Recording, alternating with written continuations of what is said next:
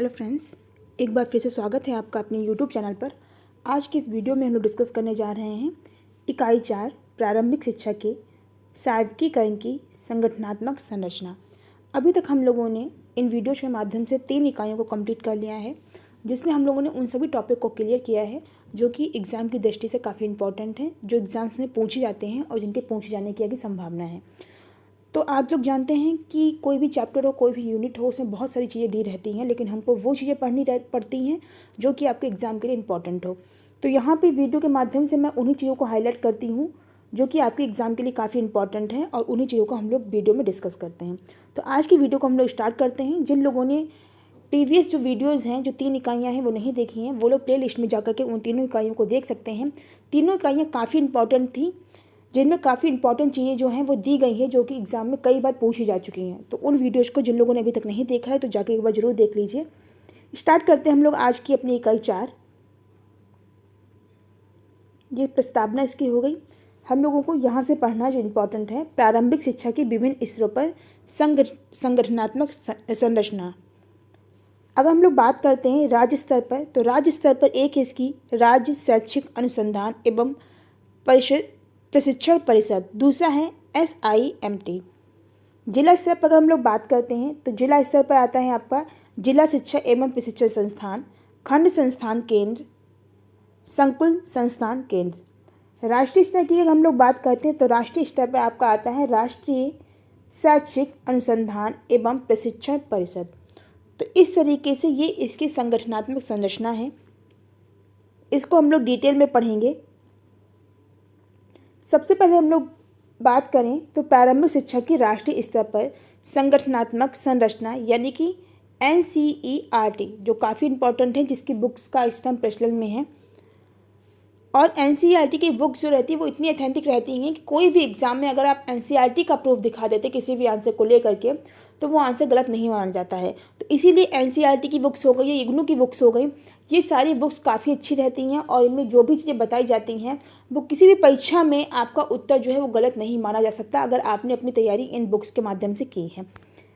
अब अगर हम लोग बात करें तो इसमें हम लोग को पढ़ना है कि सन 1954 से आरंभ कर आगे भारत में बहुत सारी संस्थाओं की स्थापना की गई, जैसे पाठ्य पुस्तक अनुसंधान का केंद्रीय bureau 1954, institute of education and vocational guidance 1954, basic शिक्षा का राष्ट्रीय संस्थान 1956 में, national foundation of education centre 1959 में, all India council for secondary education 1959 तथा national institute of audio visual education 1959। इन संस्थाओं की स्थापना अलग अलग कार्यों के लिए की गई थी।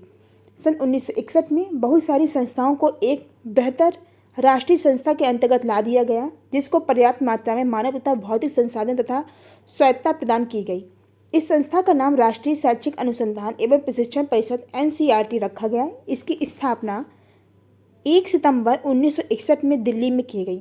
तो काफ़ी इंपॉर्टेंट है, NCERT की स्थापना कब की गई, तो 1 सितंबर 1961 में दिल्ली में की गई थी। NCERT का मुख्य फोकस विद्यालय शिक्षा में सुधार लाना था। तो अगर क्वेश्चन पूछ लिया जाए कि NCERT की स्थापना कब की गई, कहाँ की गई या किस सन में की गई और इसका मुख्य उद्देश्य क्या था, तो आप लोगों को पता है कि NCERT की स्थापना 1 सितंबर 1961 में दिल्ली में की गई और इसका मुख्य जो फोकस था या उद्देश्य था वो विद्यालय शिक्षा में सुधार लाना था। इसका उद्देश्य शैक्षिक मामलों में केंद्र तथा राज्य सरकारों को सलाह देना था। NCERT की एक महासभा होती है जिसमें सभी राज्यों के शिक्षा मंत्री, प्रख्यात शिक्षाविद तथा अध्यापक प्रतिनिधित्व करते हैं। NCERT के 4 उद्देश्य हैं। तो उद्देश्य कौन कौन से हैं? पहला है विद्यालय शिक्षा की गुणवत्ता में सुधार लाना, दूसरा है प्रशिक्षण कार्यक्रम आयोजित करना, तीसरा शिक्षा का प्रचार प्रसार करना और चौथा है देश में विद्यालय शिक्षा के सम्मुख आने वाली समस्याओं का समाधान करने में सहायता करना।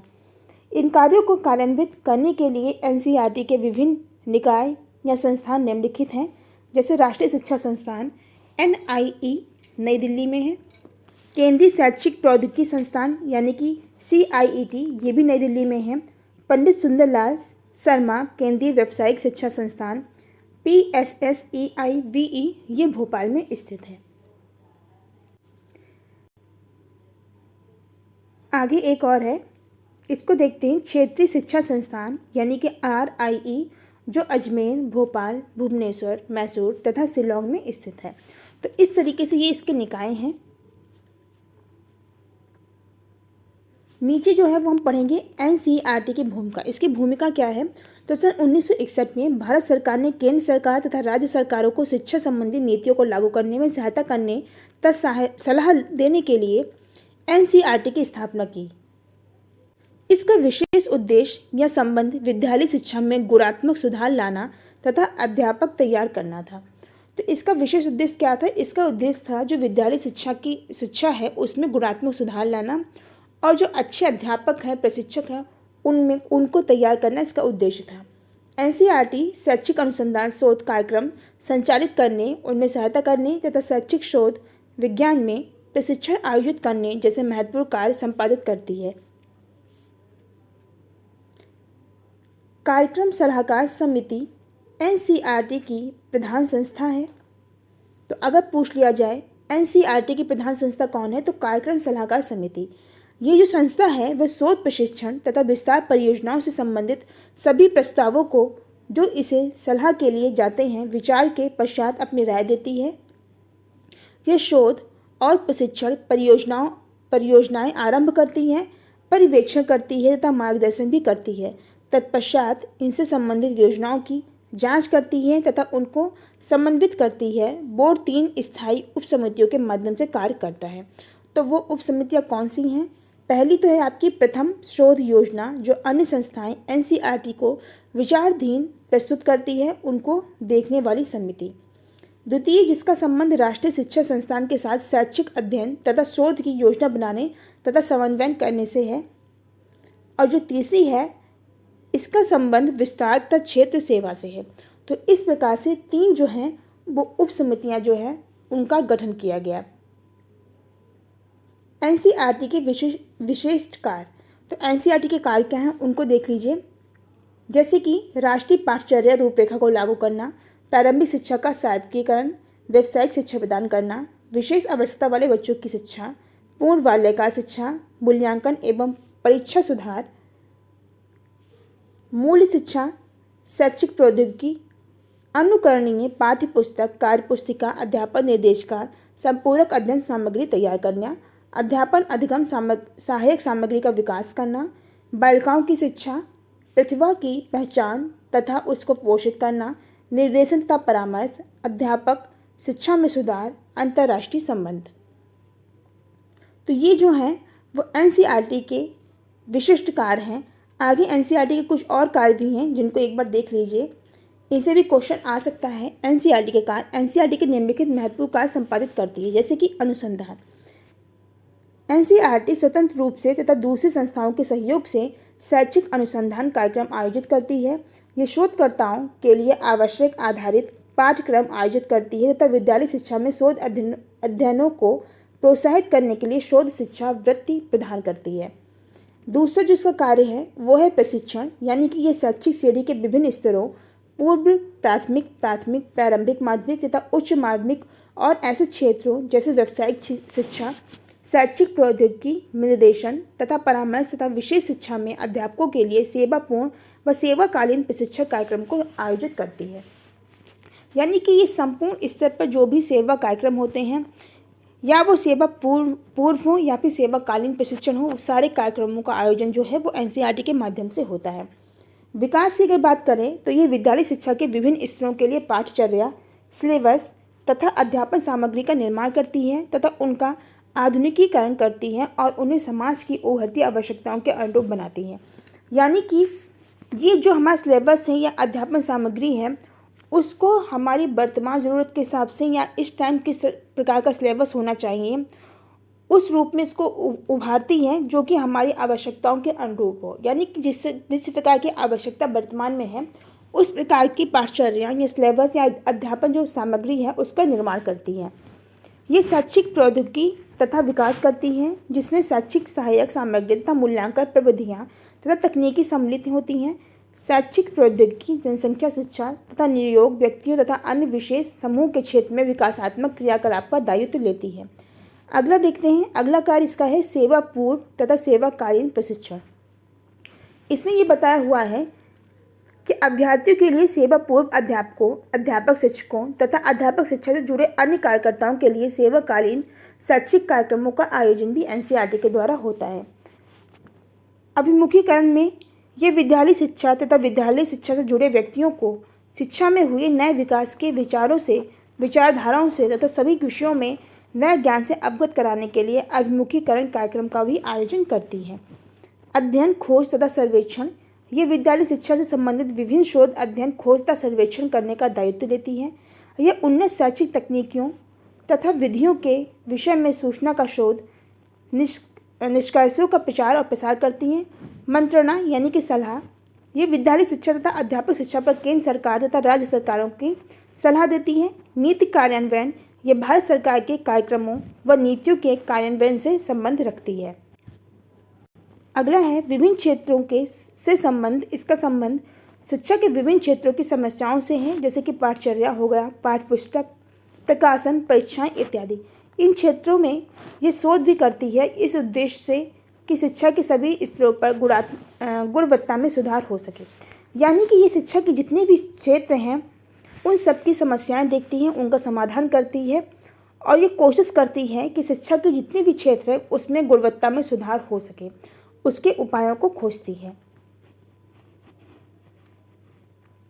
एनसीईआरटी के प्रकार, तो एनसीईआरटी के प्रकार एक बार पढ़ लीजिए जो कि अभी हम लोगों ने बताए हैं, जैसे कि प्रशिक्षण हो गया, विकास हो गया, सेवा पूर्व सेवाकालीन प्रशिक्षण, अभिमुखीकरण हो गया, अध्ययन, खोज व सर्वेक्षण हो गया, नीति कार्यान्वयन हो गया, विभिन्न क्षेत्र, मंत्रणा यानी कि सलाह, प्रचार प्रसार, अनुसंधान। तो इस तरीके से अभी हम लोगों ने इनको डिटेल में पढ़ लिया है। अब देखते हैं अंतर्राष्ट्रीय भूमिका क्या है इसकी। तो एनसीईआरटी विद्यालय शिक्षा से संबंधित विभिन्न अंतर्राष्ट्रीय एजेंसियों से समन्वयन तथा सहयोग करती है। अंतर्राष्ट्रीय एजेंसियां जैसे यूनिसेफ, विश्व बैंक यानी कि वर्ल्ड बैंक इत्यादि एनसीईआरटी के साथ विभिन्न परियोजनाओं पर कार्य कर रहे हैं। परिषद प्राथमिक शिक्षा, पूर्व प्राथमिक शिक्षा, अध्यापन प्रशिक्षण तथा शैक्षिक प्रौद्योगिकी से संबंधित कार्यक्रम जो है वो करती रहती है। नेक्स्ट है राज्य स्तर पर प्रारंभिक शिक्षा की संगठनात्मक संरचना। तो राज्य स्तर पर कार्यरत दो मुख्य संस्थाएं हैं राज्य शैक्षिक अनुसंधान एवं प्रशिक्षण परिषद जैसे कि एससीईआरटी तथा राज्य शैक्षिक प्रबंधन एवं प्रशिक्षण संस्थान जिसका नाम है SIEMT।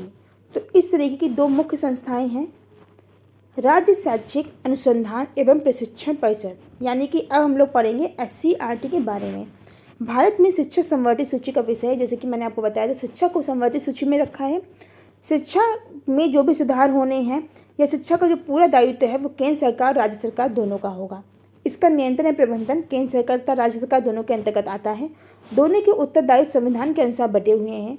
राज्य स्तर पर शैक्षिक तथा व्यावसायिक क्रियाकलाप संगठित व समन्वित करने की दृष्टि से विभिन्न राज्यों में राज्य शैक्षिक अनुसंधान एवं प्रशिक्षण परिषद SCERT की स्थापना की गई, जो कि NCERT का राज्य स्तरीय प्रतिरूप तथा प्रतिपक्ष है। इसे पूर्व प्राथमिक विद्यालय से लेकर वरिष्ठ माध्यमिक विद्यालय तक के सभी शैक्षिक कार्यक्रमों के योजना बनाना, प्रबंधन, शोध, प्रशिक्षण तथा मूल्यांकन के क्षेत्रों का दायित्व सौंपा गया है। SCERT 36 स्थानों पर स्थापित की गई, जिनमें सिक्किम, त्रिपुरा, केरल, गोवा, जम्मू कश्मीर और इत्यादि शामिल हैं। राज्य शैक्षिक अनुसंधान एवं प्रशिक्षण परिषद की संगठनात्मक संरचना। SCERT के विभिन्न विभाग हैं जो विशेष उद्देश्यों के लिए कार्य कर रहे हैं। ये विभाग निम्नलिखित हैं, जैसे कि सेवाकालीन शिक्षा विभाग, प्रारंभिक अध्यापक शिक्षा विभाग, सार्वभौमिक प्रारंभिक शिक्षा विभाग, शैक्षिक शोध नीति परिप्रेक्ष्य तथा नवाचार विभाग, शिक्षा में सूचना प्रौद्योगिकी विभाग और परीक्षा तथा प्रशासन प्रकोष्ठ। इसके कुछ अन्य विभाग भी हैं, जैसे कि शैक्षिक प्रकोष्ठ, प्रशासन प्रकोष्ठ, लेखा विभाग और प्रकाशन विभाग।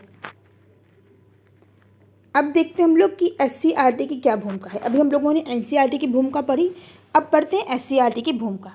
SCERT की प्रारंभिक माध्यमिक तथा अध्यापक शिक्षा के राज्य स्तरीय शिक्षा विभाग का शैक्षिक शाखा है।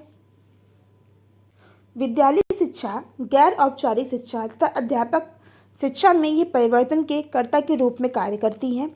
ये राज्य के माध्यमिक प्रशिक्षण विद्यालय, डाइट, प्रशिक्षण महाविद्यालयों, अध्यापक शिक्षा महाविद्यालयों तथा उच्च अध्ययन संस्थाओं का नियंत्रण एवं पर्यवेक्षण करती है। यह राज्य सरकार को अध्यापकों, अध्यापक, शिक्षक तथा अध्यापक शिक्षा संस्थानों के प्रधानाचार्यों की नियुक्ति तथा स्थानांतरण के लिए राज्य सरकार को प्रस्ताव भी भेजती है। SCERT प्राथमिक तथा माध्यमिक विद्यालय अध्यापकों के सेवाकालीन प्रशिक्षण के लिए वित्त की व्यवस्था करती है तथा उसे मॉनिटर भी करती है। अधिगम के न्यूनतम स्तरों को ध्यान में रखते हुए प्राथमिक स्तर की पाठचर्या का अध्ययन करती है, उसे संशोधित करती है, कार्य नीति तैयार करती है तथा अधिगम सामग्री तैयार करती है। वह न्यूनतम अधिगम स्तरों यानी कि MLA के विषय में अध्यापकों को अवगत कराती है और विभिन्न विषयों से संबंधित अधिनियम के न्यूनतम स्तरों को प्राप्त करने में बच्चों की सहायतार्थ कार्यनीति विकसित करती है। यह विद्यालय पूर्व बच्चों के लिए अध्ययन पैकेज तैयार करती है, अध्यापक प्रशिक्षण संस्थाओं में विस्तार सेवाएं प्रदान करती है और सभी विस्तार सेवा केंद्रों के साथ समन्वय करती है। ये ऐसी योजनाओं का कार्यक्रमों को कार्यान्वित करती हैं जो मानव संसाधन विकास मंत्रालय NCERT द्वारा प्रायोजित किए गए हों तथा अंतर्राष्ट्रीय एजेंसियों जैसे कि यूनिसेफ, विश्व बैंक आदि से निधिबद्ध हो। ये विद्यालय शिक्षा के विभिन्न पक्षों पर शोध अध्ययन संचालित करती है और विद्यालयों की शोध परियोजनाओं के लिए वित्तीय सहायता प्रदान करती है। यानी कि जो विद्यालय हैं उनकी जो भी शोध परियोजनाएं हैं उनके लिए ये धन की भी व्यवस्था करती है या वित्तीय सहायता भी करती है। SCERT के प्रकार क्या हैं? तो SCERT के प्रकार निम्नलिखित हैं, जैसे कि पाठचर्या संशोधन तथा पाठ्यपुस्तकों का पुनर्निरीक्षण या समीक्षा करना, कार्यशालाएं जो हैं उनको चलाना, सेवा पूर्व व सेवाकालीन प्रशिक्षण जो कि NCERT के भी प्रकार हैं, समग्र गुणवत्ता का प्रबंधन और निर्देशन में क्या है, जैसे कि विभिन्न नवाचारी रीतियाँ जैसे सतत व व्यापक मूल्यांकन, मानक अधिगम प्रारूप, शिक्षा शास्त्र, प्रारंभिक शिक्षण विधियाँ इत्यादियों पर अध्यापकों को निर्देशन प्रदान करती है। अभिमुखीकरण कार्यक्रम विभिन्न क्षेत्रों जैसे कि प्रवीणता, वृद्धि शोध, अभिक्षमता, नेतृत्व, व्यवहार आदि में अध्यापकों के सशक्तिकरण के लिए ये अभिमुखीकरण कार्यक्रम भी चलाती है। राज्य शैक्षिक प्रबंधन एवं प्रशिक्षण संस्थान जिसे हम लोग SIEMT कहते हैं, अब इसके बारे में हम लोग पढ़ेंगे। SIEMT एक राज्य स्तरीय स्वायत्त संस्था है जिसकी स्थापना विभिन्न राज्यों में SCERT के एक पक्ष के रूप में की गई, जो SSA का राज्य घटक कार्यक्रम है। इस संस्थान का मुख्य उद्देश्य शैक्षिक आयोजन तथा प्रबंधन के क्षेत्र में प्रशिक्षण देना तथा शोध करना है।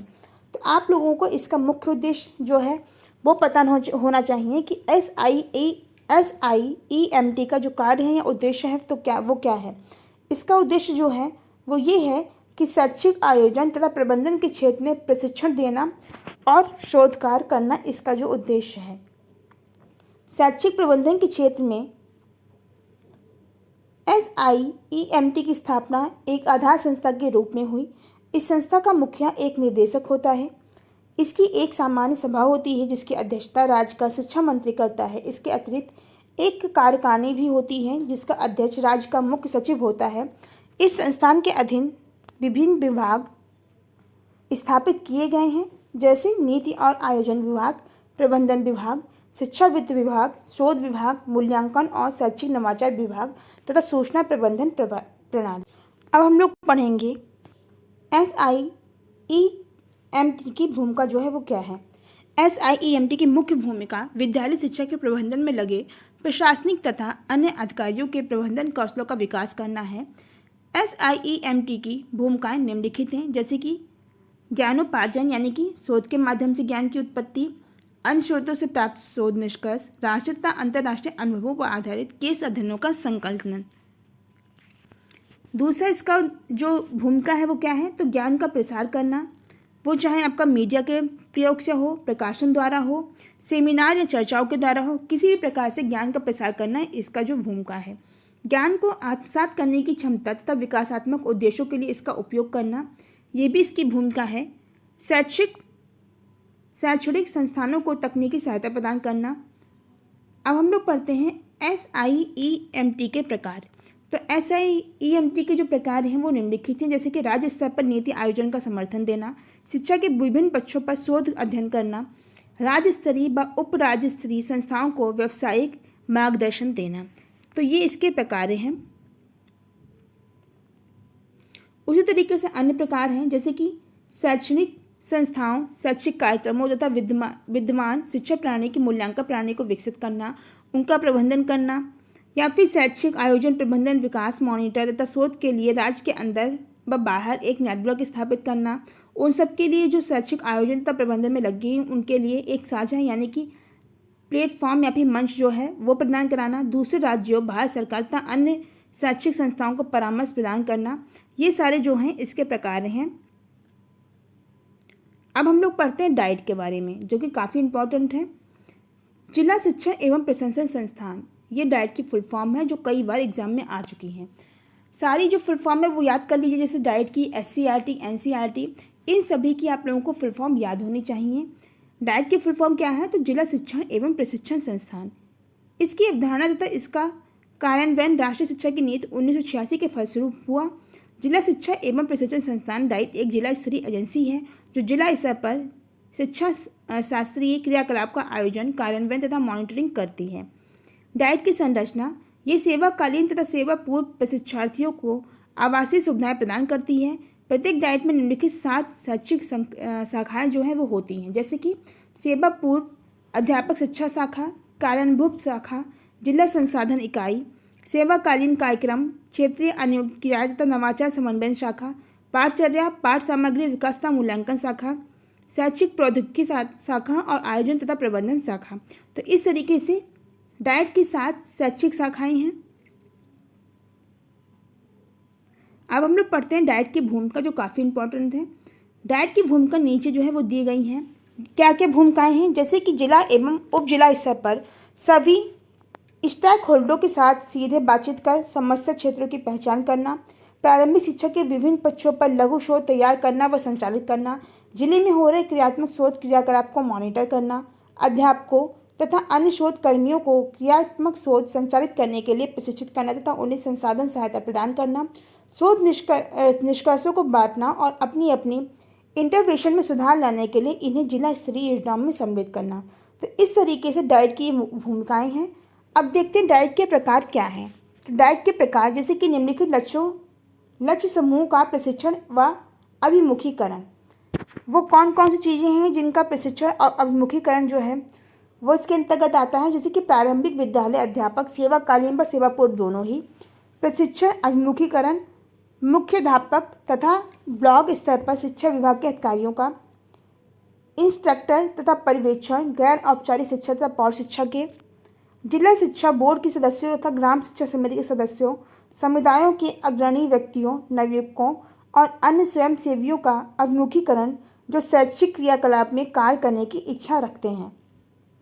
निम्नलिखित के द्वारा जिला में प्रारंभिक तथा प्रौढ़ शिक्षा प्रणाली की शैक्षिक समर्थन सहायता, जैसे कि क्षेत्र में विस्तार, क्रियाकलाप तथा अन्योन क्रियाएं, अध्यापकों व प्रशिक्षकों के लिए एक संसाधन तथा अधिगम केंद्र की सेवा का प्रावधान, स्थानिक रूप से संगत सामग्री, अध्यापन सहायक सामग्री, मूल्यांकन उपकरणों इत्यादि का विकास करना, शिक्षा विद्यालयों तथा गैर औपचारिक शिक्षा प्रौढ़ शिक्षा के कार्यक्रम के लिए एक मूल्यांकन केंद्र के रूप में कार्य करना। तो ये सारे जो हैं वो डाइट के प्रकार हैं। आगे लिखा है क्रियात्मक शोध तथा प्रयोगीकरण, ये भी डाइट का एक प्रकार है। इसके अतिरिक्त डाइट के अन्य जो शाखाएं और विभिन्न खोले गए, जैसे कि सेवाकालीन विभिन्न जो विभाग है वो खोले गए, सेवाकालीन अध्यापक शिक्षा विभाग, पाठचर्या पाठ सामग्री निर्माण तथा मूल्यांकन विभाग, कार्यानुभव शाखा, जिला संसाधन इकाई जिसका संबंध प्रौढ़ शिक्षा तथा गैर औपचारिक शिक्षा से है। इसके अतिरिक्त अन्य विभाग जैसे आयोजन तथा प्रबंधन, शैक्षिक प्रौद्योगिकी तथा सेवाकालीन कार्यक्रम, क्षेत्र अन्योन क्रिया तथा नवाचार तथा समन्वय शाखाएं। तो इस तरीके से डाइट ने जो अन्य विभाग और शाखाएं हैं वो खोली हैं। अब हम लोग पढ़ते हैं प्रारंभिक शिक्षा की ब्लॉक खंड, यानी कि ब्लॉक या फिर इसको खंड कहते हैं। इस स्तर पर संगठनात्मक संरचना यानी कि BRC क्या है? तो खंड संसाधन केंद्रों की स्थापना की गई जिसका उद्देश्य है अध्यापकों और विद्यालयों को शैक्षिक मार्गदर्शन देना तथा विद्यालय स्तर पर गुणवत्ता सुधार क्रियाकलाप कार्यान्वित करना। इस खंड संस्थान केंद्र में 100 गांव का एक समूह होता है। एक खंड संस्थान केंद्र के क्रियाकलाप का समन्वयन ब्लॉक शिक्षा अधिकारी करता है, जिसे तकनीकी सहायता दूसरे व्यक्ति जैसे डाटा एंट्री ऑपरेटर, कनिष्ठ अभियंता, खंड समन्वयक, संसाधन अध्यापक आदि प्रदान करते हैं। तो ये जो है वो जो BRC है उसका उद्देश्य है या इसकी स्थापना क्यों की गई। अब हम लोग पढ़ेंगे खंड संसाधन केंद्र की भूमिका तथा प्रकार। खंड संसाधन की भूमिका क्या है और इसके प्रकार क्या हैं। खंड संसाधन केंद्र का संबंध सर्व शिक्षा अभियान के क्रियाकलाप के आयोजन, कार्यान्वयन तथा मॉनिटरिंग के साथ अवश्य होना चाहिए। खंड संसाधन केंद्र अध्यापकों को प्रशिक्षण देता है, अध्यापन अधिगम सामग्री का निर्माण करता है, समुदाय को गतिशील बनाता है, क्रियात्मक शोध में सम्मिलित होता है तथा अध्यापकों व विद्यार्थियों के विभिन्न क्रियाकलाप तथा प्रतियोगिताएं आयोजित करता है। प्रारंभिक शिक्षा से संबंधित कोई भी सूचना खंड संसाधन केंद्र प्राप्त करता है तथा तत्पश्चात जिला तथा राज्य स्तरीय अधिकारियों को उपलब्ध कराई जाती है। प्रारंभिक विद्यालय अध्यापकों को सभी प्रकार की शैक्षिक सहायता देने के लिए BRC एक संसाधन केंद्र का कार्य करता है।